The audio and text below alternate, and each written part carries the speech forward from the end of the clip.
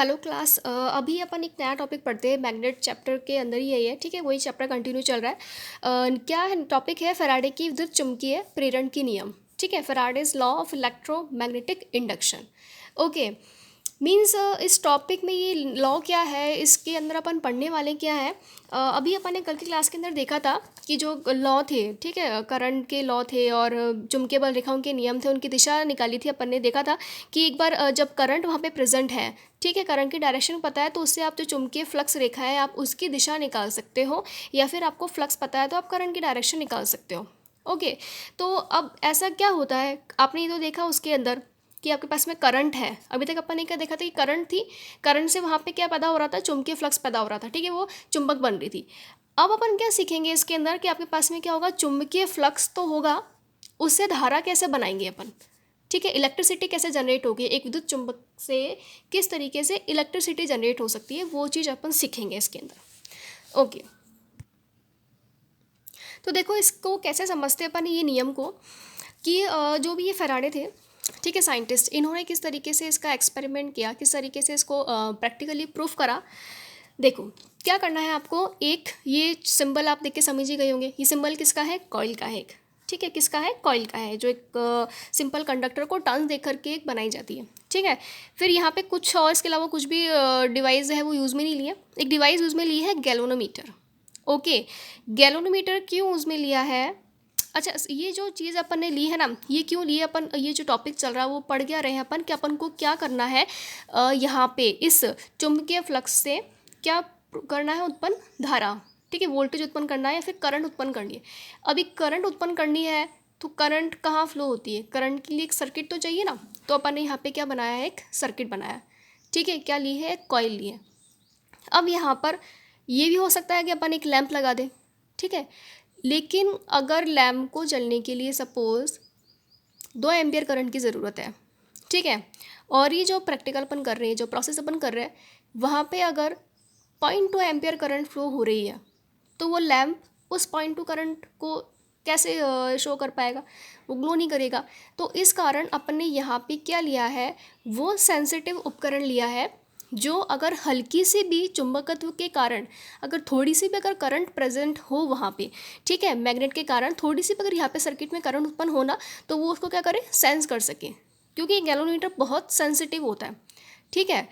जरा सी भी अगर यहाँ पे हल्के से भी 0.1% में अगर यहाँ पे करंट उत्पन्न होगी ना इस कॉइल के अंदर, तो वो उसको मेज़र कर लेगा, ठीक है। गैल्वेनोमीटर के बारे में अपन पहले ही पढ़ चुके हैं कि इस तरीके से डिफ्लेक्शन देता है। देखो यहाँ पे ये 0 पॉइंट होता है, यहाँ पे एरो, अगर सर्किट के अंदर करंट नहीं है तो 0 पर रहेगा, और अगर किसी भी तरीके से करंट होती है वहाँ पे प्रेजेंट, तो वो या तो इस तरीके से मूव कर जाएगा या फिर इस तरीके से मूव कर जाएगा। ओके, तो देखो किस तरीके से प्रैक्टिकल करा कि ये कॉइल ली गैल्वेनोमीटर लगा करके, फिर यहाँ पे क्या रखा, एक मैग्नेट का पीस रख दिया, ठीक है। तो क्या देखिए अपन कि गैल्वेनोमीटर 0 है, कुछ उसके अंदर डिफ्लेक्शन नहीं आया, यहाँ पे जो करंट आएगी या नहीं आएगी वो अपन गैल्वेनोमीटर को देख करके पता लगाएंगे।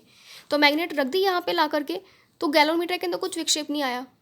फिर क्या करा उसके बाद में, गैल्वेनोमीटर को उठाए अपन और इसके बिल्कुल पास में लेकर आ गए इधर, बिल्कुल ऐसा भी नहीं कि टच कराना, थोड़ा सा मूव करा के लेकर आ गए इधर, ठीक है। देखो जैसे मेरा सेकंड डायग्राम बना रखा है, थोड़ा सा मूव करा करके इसको यहाँ पर लेकर आए।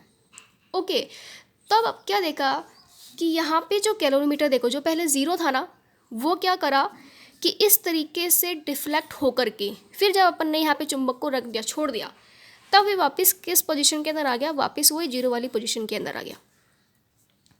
आया समझ में? तो क्या करा था, सबसे पहले सिर्फ मैग्नेट को रखा था तो कोई डिफ्लेक्शन नहीं था इसके अंदर, मतलब कोई करंट नहीं थी, यहाँ पे करंट की वैल्यू क्या थी, 0 थी। क्या थी यहाँ पे, अभी इस पोजीशन में करंट की वैल्यू क्या थी, 0 थी। जब इस मैग्नेट को उठा करके लेकर आए, रख दिया, उसके बाद में भी यहाँ पे करंट की वैल्यू क्या थी, 0 थी। लेकिन जो इस मैग्नेट को उठा करके इसके पास में ले जाने का जो प्रोसेस था, उस दौरान यहाँ पे करंट उत्पन्न हुई और ये इसने यहाँ पे डिफ्लेक्ट किया, ठीक है, करंट शो करी यहाँ पे कि हाँ यहाँ पे करंट थी। तो इसका मतलब कि जो इलेक्ट्रोमैग्नेट इंडक्शन होता है, क्या कैसे काम करता है, कैसे करंट पैदा होती है कि यहाँ पर चुंबक से जो चुंबकीय बल रेखाएं निकलेंगी, ठीक है। ऑफकोर्स यहाँ पे क्या होगा, देखो एन है तो यहाँ पे क्या होगा, इधर से चुंबकीय बल रेखाएं निकल रही होंगी, ठीक है। ओके, देखिए क्या हुआ इस प्रोसेस के अंदर कि जब इस मैग्नेट को अपन उठा करके यहाँ पे पास में लेके गए, तब उस प्रोसेस के अंदर क्या हुआ कि देखो कि जब जैसे फर्स्ट एग्जांपल ये था कि पहली वाली कंडीशन, ठीक है, इसी कंडीशन को मैंने यहाँ पे मेंशन किया है कि ये देखो मैग्नेट के अंदर ध्रुव है, यहाँ से मैग्नेटिक लाइंस जो निकल रही है, ठीक है, वो क्या देखा अपन ने कि ये 2 मैग्नेटिक लाइन सपोज या 3 मैग्नेटिक लाइन इसको कट कर रही है।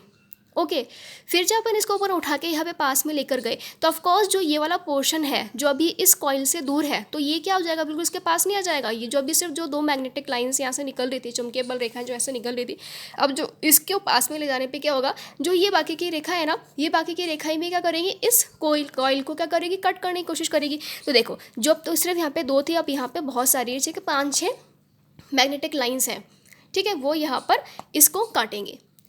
अब लेकिन अपन ने क्या देखा था यहाँ पे कि इसको जब लाके रख दिया अदर, ये वाली पोजीशन जब इसको अपन ने लाके रख दिया, तो उसके बाद में भी जो धारा प्रवाह था वो तो बिल्कुल ज़ीरो हो गया। तो अब यहाँ पे हालांकि जैसे यहाँ पे मैंने दुलिया की 2 चुंबकीय बल रेखाएं हैं, ठीक है, और यहाँ पे जैसे सपोज 6 चुंबकीय बल रेखाएं हैं, तो यहाँ से यहाँ उठा के लाने की पोजीशन जब थी ना, तभी यहाँ पे करंट का डिफ्लेक्शन हो रहा था। उसके बाद में जब आपने इसको इससे रख दिया, ठीक है, उसके बाद में करंट का प्रवाह फ्लो होना रुक गया। वापस अगर अपन जब इसको दूर लेकर के जाएंगे, ठीक है, तब वापस ये स्थिति बनती है कि तब वापस करंट का फ्लो हो जाएगा। फिर आप दूर ले जाकर के वापस इस मैग्नेट को रख दो, तब वहाँ पे करंट का फ्लो क्या हो जाएगा, ज़ीरो हो जाएगा। तो कुल मिला के इस प्रोसेस के अंदर अपन जो एक बात सीखने को आती है, ठीक है, इसको बिल्कुल ध्यान से सुनना, वो क्या बात सीखने को आ रही है कि जब जब आपकी जो चुंबकीय बल रेखाएं हैं, ठीक है, देखो यहाँ पे इसको और भी शॉर्ट में समझते हैं कि जब 2 हुई, ठीक है, चुंबकीय बल रेखाएं, तब वहाँ पे करंट का मान क्या था, 0 था। जब 6 हो गई चुंबकीय बल रेखाएं, ठीक है, तब करंट का मान 0 था। लेकिन जब 2 से 6 आने का जो प्रोसेस था ना, जब परिवर्तन हुआ, 2 से 6 जब हुई, या कुछ भी एग्जाम्पल हो सकता है कि जब परिवर्तन हुआ, जैसे 3 हो यहाँ पे 10 हो, ठीक है, तो जब इसके अंदर परिवर्तन होगा तब यहाँ पे करंट की वैल्यू आपको मिलेगी। रेस्ट ऑफ टाइम, ठीक है, इसके बाकी के अलावा जब सिंपल मैग्नेट वहाँ पे रखी थी, तब वहाँ पर करंट का मान क्या था, 0 था। अब जब करंट का मान कैसे वहाँ पे चेंज हुआ, जब आपके चुंबकीय बल रेखा है, इनकी संख्या यहाँ पे क्या होने लगी, परिवर्तित होने लगी। तो मतलब कि इसको अपन और क्या कह सकते हैं कि चुंबकीय बल रेखाएं, ठीक है, चुंबकीय बल रेखाएं या फिर चुंबकीय फ्लक्स, ठीक है, पहले पढ़ चुके अपन चुंबकीय बल रेखाओं को क्या बोलते हैं, अपन चुंबकीय फ्लक्स बोलते हैं। तो चुंबकीय बल रेखाओं या फ्लक्स के मान में परिवर्तन होगा, तब जाके वहाँ पे क्या होगा, करंट उत्पन्न होगी। ठीक है, आए समझ में कि रेगुलर आपका जब ये चुंबकीय फ्लक्स है, ठीक है, चुंबकीय बल रेखा है, ये जितना और जब जब अपना मान है उसमें परिवर्तन लेकर आएगी, तब तब वहाँ पर क्या होगा, वोल्टेज उत्पन्न होगा और करंट उत्पन्न होगी। ठीक है, यहाँ पे करंट उत्पन्न हुई, दैट्स मीन यहाँ पे वोल्टेज इंड्यूस हुआ है। ठीक है, इसके अंदर क्या हो गया है, देखो जब जब इसकी फ्लक्स लाइन यहाँ पे कटी है ना, तो अभी मैंने सिंपल बिल्कुल समझाया है, बिल्कुल शॉर्ट के अंदर, कि किस तरीके से परिवर्तन होने के अंदर अभी अपन क्या पढ़ रहे हैं, फैराडे का विद्युत चुम्बकीय प्रेरण का नियम। तो विद्युत चुम्बकीय प्रेरण, ये चीज़ आपको मैं समझाने की अपनी कोशिश कर रही हूँ कि किस तरीके से एक मैग्नेट से करंट किस तरीके से उत्पन्न होती है। ठीक है, तो इसलिए यहाँ पे बीच की जो भी थ्योरी मैंने ली नहीं है कि वोल्टेज इंड्यूस होगा या क्या होगा। तो फर्स्ट ऑफ ऑल आपको सिर्फ इतना सीखना है कि करंट कैसे उत्पन्न होगी, चुंबकीय बल रेखाओं के मान में जब परिवर्तन आएगा तब उससे क्या होगी, करंट उत्पन्न होगी। ठीक है, ओके, तो जो इस नियम के अंदर है, ये जो फैराडे का जो नियम है, ये नियम क्या कहता है, अगर टोटली इसको अपन एक थ्योरी के रूप में पढ़े तो ये अपन ने क्या लिए हैं, चालक लिए हैं। ठीक है, इस चालक के अंदर अब कहीं से विद्युत चुम्बकीय क्षेत्र आए, ठीक है, विद्युत चुम्बकीय क्षेत्र आए, चुम्बकीय बल रेखाएं आए या फिर फ्लक्स आए, ठीक है, तीनों चीज़ें एक ही है। तो उनकी मात्रा के अंदर जब परिवर्तन होगा, ठीक है, जैसे यहाँ पे कोई फ्लक्स आ रहा है, जैसे मैं सपोज यहाँ पे कोई मैग्नेट रखी हुई है, ठीक है, और यहाँ से जो भी कोई एक फ्लक्स आ रहा है, ठीक है, उसके मान के अंदर अगर परिवर्तन हो रहा है तो क्या होगा, इस चालक के अक्रॉस, ठीक है, इस चालक के अक्रॉस क्या होगा, एक विद्युत वाहक बल उत्पन्न होता है, ईएमएफ जिससे कहते हैं, इलेक्ट्रोमोटिव फोर्स या फिर वोल्टेज जिसको कह सकते हैं। उस चालक में क्या होगा, विद्युत वाहक बल उत्पन्न हो जाएगा। अब क्योंकि अगर कंप्लीट सर्किट है, सर्किट में लोड लगा हुआ है, जैसे अभी कंप्लीट सर्किट है यहाँ पे, तो उस सर्किट के अंदर क्या होने लग जाएगी, करंट उत्पन्न होने लग जाएगी। ठीक है, जो गैलोमीटर वो विक्षेप दर्शाएगा। अब यहाँ पे बिल्कुल अगर स्ट्रॉन्ग मैग्नेटिक फील्ड है, ठीक है, स्ट्रॉन्ग आपने यहाँ पे एम्पियर टर्न्स लिए हुए हैं, तो इधर जो भी आप लोड लगाओगे वो, जैसे कैलोमीटर तो इसलिए लगाया था क्योंकि सेंसिटिव था, ठीक है, छोटी सी अगर बिल्कुल कम मात्रा के अंदर भी करंट होगी तो वो उसको जज कर लेगा। तो अगर बहुत ज़्यादा एम्पियर में करंट फ्लो है तो यहाँ पे आप कुछ भी लोड लगाओ, लाइक आप लैम्प लगाओ, तो वो लोड क्या हो जाएगा, करंट को कैरी करने लग जाएगा, करंट को लेने लग जाएगा। ओके, अभी ये तो इसका प्रैक्टिकल था ये वाला। इसके अलावा अपन ये भी कर सकते हैं, क्या करना है आपको कि एक आपको ये मैग्नेट लेनी है यहाँ पे, ठीक है, देखो ये मैग्नेट लेनी है यहाँ पे। अब क्या करो आप कि ये कॉइल है ना, इस कॉइल को इधर रखो। अब किसी भी माध्यम से इसको कैसे मूव कराना है, ओके, देखो इसको कैसे मूव कराना है कि यहाँ पे जो कॉइल है ना, ठीक है, अब इसको उसके डायरेक्ट तारों के हाथ नहीं लगाना, किसी तरीके से इसको आप कैसे मूव कराओ, इसको इस तरीके से मूव कराओ, ठीक है, या फिर इसको ऊपर नीचे ऐसे भी मूव कराओ। तो जब देखो पास से ही जब इसके दूर जाएगा तो चुंबकीय बल रेखाओं में परिवर्तन आ जाएगा, या पास से जब ये दूर आएगा तब चुंबकीय बल रेखाओं में परिवर्तन आ जाएगा। तो चुंबकीय बल रेखाओं में परिवर्तन जरूरी नहीं, जैसे यहाँ भी अपन ने मैग्नेट को मूव कराया था, यहाँ आप क्या कर सकते हैं, कॉइल को भी मूव करा सकते हैं, ठीक है। कॉइल को अपन जब मूव कराएंगे, क्योंकि ये कॉन्सेप्ट बिल्कुल आपका जनरेटर के अंदर काम आएगा, वहाँ पे आपके चालक है वही मूव करते हैं, ठीक है। तो ये चालक है जब ये मूव करते हैं तो इससे क्या होगा कि यहाँ से जो मैग्नेटिक लाइंस हैं, देखो यहाँ से अगर अपन को देखें इसको प्रैक्टिस, जब इस तरीके से अपन इसको मूव करा रहे होते हैं यहाँ पे, और यहाँ से जो मैग्नेटिक लाइन है वो आकर के इससे जब इसे कट रही होती हैं तो इस कॉइल के अंदर भी क्या हो जाएगा, एक ईएमएफ उत्पन्न हो जाएगा, ठीक है, ईएमएफ उत्पन्न हो जाएगा। और वहाँ पे अगर लोड लगा हुआ तो उधर क्या उत्पन्न हो जाएगी, करंट उत्पन्न हो जाएगी।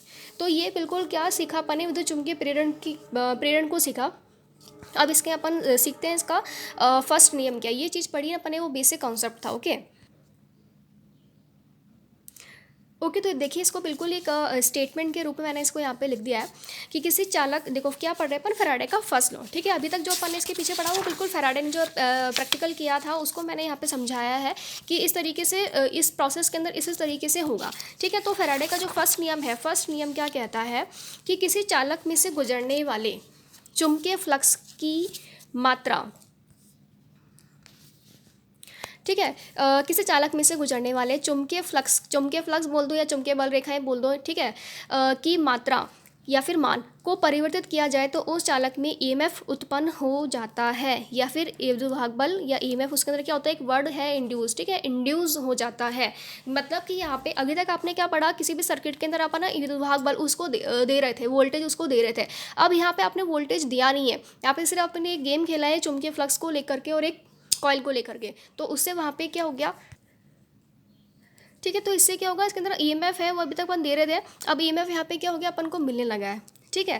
अब इसमें देखो एक बात और है कि किसी चालक के अंदर अपन जो ये लिखा चुंबकीय फ्लक्स की मात्रा में परिवर्तन हो रहा है तो यहाँ पे ईएमएफ उत्पन्न हो रहा है। अब ये ईएमएफ वहाँ पे रेगुलर उत्पन्न ही होगा कि एक बार आपने ये प्रोसेस कर दिया कि यहाँ पे कॉइल ले ली और इधर मैग्नेट ले ली, इसको मूव करा दिया और यहाँ पे मैग्नेट उत्पन्न हो जाएगा। ये मैग्नेट के अंदर जब ईएमएफ है तब तक वहाँ पे रहेगा जब तक कि ये परिवर्तन होता रहेगा, ठीक है। ये लाइन बहुत इंपॉर्टेंट है कि ईएमएफ जो है वो ईएमएफ है वो कब तक होगा, कि जब तक वहाँ पे चुंबकीय फ्लक्स का क्या है, वहाँ पे परिवर्तन होता रहे। जब ये परिवर्तन रुक जाएगा तो वहाँ पे आपका जो ईएमएफ है वो भी उत्पन्न नहीं होगा, ठीक है। तो फर्स्ट लॉ यही है कि उत्पन्न हो जाता है, ईएमएफ इंड्यूस उत्पन्न हो जाता है और तब तक रहता है कि जब तक उसके अंदर परिवर्तन होता है चुंबकीय क्षेत्र में, या जैसे चालक की दिशा भी बोल सकते हैं कि कंडक्टर है, कंडक्टर को आप ऐसे मूव करा रहे, तो कंडक्टर का मूवमेंट जब तक होता रहेगा तब तक वहाँ पे ईएमएफ इंड्यूस रहेगा। जहाँ आप उस मूवमेंट को रोक देते हैं तब वह परिवर्तन वो है आपका नहीं होगा, ठीक है। तो ये इसका क्या था, फैराडे का फर्स्ट लॉ था।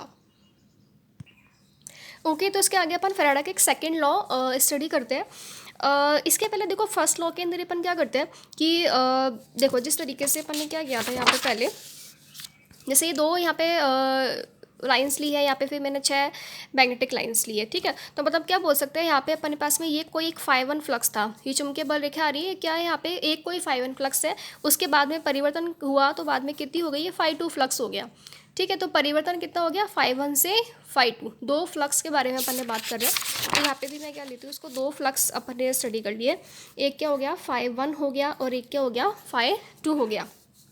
तो जो उसका सेकेंड लॉ है वो ये कहता है कि जब ये विद्युत बल उत्पन्न होता है, ठीक है, तो एक ही हो सकता है कि विद्युत बल कम उत्पन्न हो रहा है या ज़्यादा उत्पन्न हो रहा है, तो इसकी मात्रा की जो मात्रा रहेगी, ठीक है, वो किसके ऊपर निर्भर करेगी कि चुंबकीय फ्लक्स के अंदर परिवर्तन कितना हो रहा है।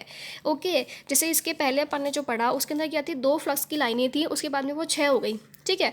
तो अब देखो 2 से अगर इस तरीके से हो कि वो बिल्कुल कितनी हो जाए, 22 हो जाए सपोज, या 25 हो जाए, तो ये कितना ज़्यादा परिवर्तन हो गया। तो अब यहाँ पे जो ईएमएफ इंड्यूस होगा वो ऑफ कोर्स क्या होगा, इसके कंपैरेटिवली ज़्यादा होगा ये, ठीक है। या फिर अपन क्या लेते, जैसे यहाँ पे 10 थी और यहाँ पे 100 हो गई, तो अब इनके बीच में जो अंतर है वो अंतर जैसे होता है ना कि फेज और न्यूट्रल के बीच में जितना अंतर होगा, अधिक ज़्यादा वो पोटेंशियल डिफरेंस होगा, उतनी ज़्यादा वहाँ पे करंट उत्पन्न होगी। तो वैसे यहीं पर है कि जो φ1 जो फ्लक्स है ये वाला और जो φ2 फ्लक्स है, इसके बीच में जितना ज़्यादा परिवर्तन रहेगा, जितना ज़्यादा अंतर रहेगा, परिवर्तन की दर, ठीक है, उसके समानुपाती होगा आपका क्या, जो ईएमएफ आपका इंड्यूस हो रहा है। तो उसको अपन किस तरीके से लिख सकते हैं फिर कि देखो पहले इसमें स्टेटमेंट लिख देती हूँ।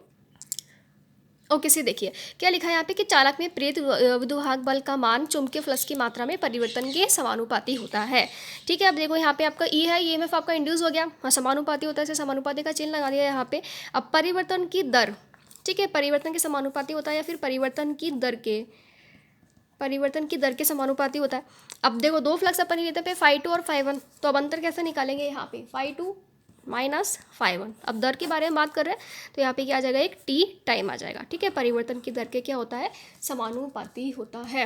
अब यहाँ पे क्या करेंगे, इस प्रपोर्शन का साइन को हटाएंगे, ठीक है। देखो इसको इस तरीके से लिखेंगे अपन कि φ2 माइनस φ1 डिवाइडेड बाई टी हो गया। ओके, अब इसको प्रपोर्शन का चिन्ह आपको हटाना है यहाँ पे, तो अपन क्या लगाएंगे, यहाँ पे जैसे समानुपात का चिन्ह हटता है ना, यहाँ पे क्या जाता है, एक एन चीज़ आ जाती है, ठीक है। एन यहाँ पे एन की चीज़ को शो करेगा यहाँ पे कि चालक कितने हैं, ठीक है। चालकों की संख्या के ऊपर भी निर्भर करेगा आपका जो ईएमएफ इंड्यूस होता है वो। अब φ2 माइनस φ1 डिवाइडेड बाई टी, ठीक है। अब यहाँ पे जो परिवर्तन है ना, इसको अपन किसे शो करते हैं, अपने टेक्निकल के अंदर डी से शो करते हैं, ठीक है। D phi by d t ये हो जाएगा। और यहाँ पे जब अपन इसका चिन्ह हटाते हैं तो यहाँ पे एक नेगेटिव सिंबल लगाते हैं। हालांकि कैलकुलेशन के अंदर इस नेगेटिव सिंबल का कोई इफेक्ट नहीं पड़ता है, यहाँ पे जो माइनस का चिन्ह लग रहा है, ठीक है, इस माइनस के चिन्ह का कोई प्रभाव नहीं पड़ता है।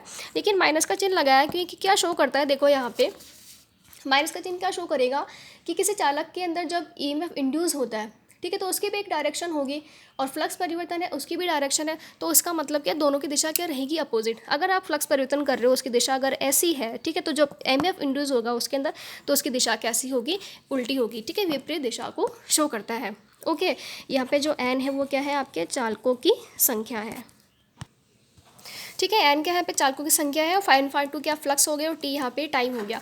तो टोटली आज अपन ने एक बहुत ही इंपॉर्टेंट लॉ पढ़ा है इलेक्ट्रोमैग्नेटिज्म का, ठीक है, फैराडे का फर्स्ट लॉ पढ़ लिया अपन ने कि जो ईएमएफ कैसे इंड्यूस होता है कि जब यहाँ पे जो चालक की है गति उसके अंदर परिवर्तन आए, या फिर यहाँ पे जो चुंबक है उससे जो चुंबकीय फ्लक्स निकल रहा है उसके मान में परिवर्तन आए, ठीक है। फिर उसके बाद में है कि जितना ज़्यादा परिवर्तन होगा उतना ही ज़्यादा ईएमएफ इंड्यूस होगा। तो ये 2 लॉ हो गए, इस वेरी इंपॉर्टेंट लॉ। ओके, इसको आप अच्छे से स्टडी कीजिएगा।